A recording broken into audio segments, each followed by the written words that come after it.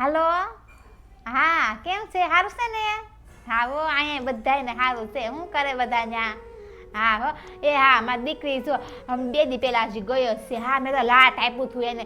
એક ડ્રેસ લઈ દીધો, છોકરા હાટું કાજુ બદામ આપ્યા, ઘણું આપ્યું. હું તો કોઈ દી કોઈ આટલો ખાલી જવા જ ન દો.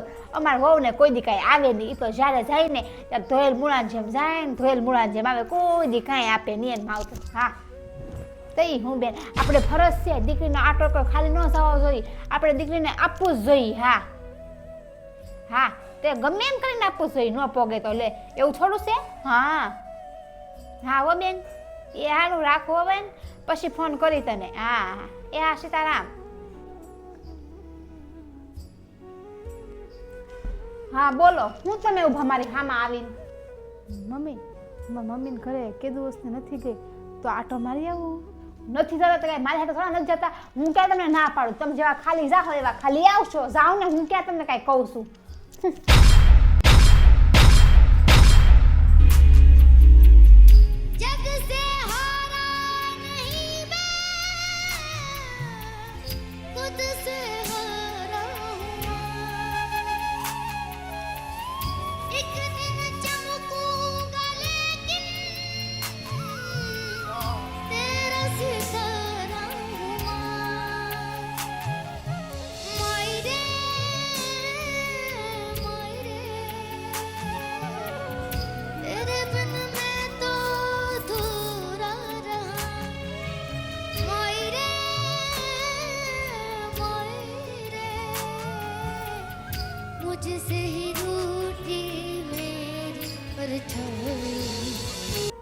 મારા માવતરની પરિસ્થિતિ નબળી છે ને, આ પૈસા મેં થોડા ભેગા કર્યા છે ને, એમાંથી એક ડ્રેસ લઈ લો અને મારા હાહુને બતાવી દઈશ.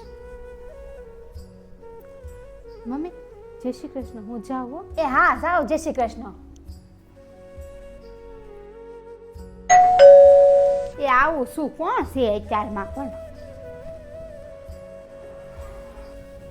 આવી ગયા એમ ને? આવો.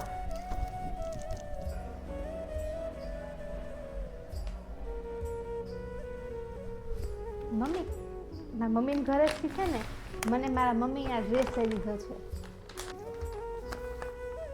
હા, પહેલી વાર કાંઈક લઈ દીધું. સારો છે હો. હા લે, સારું.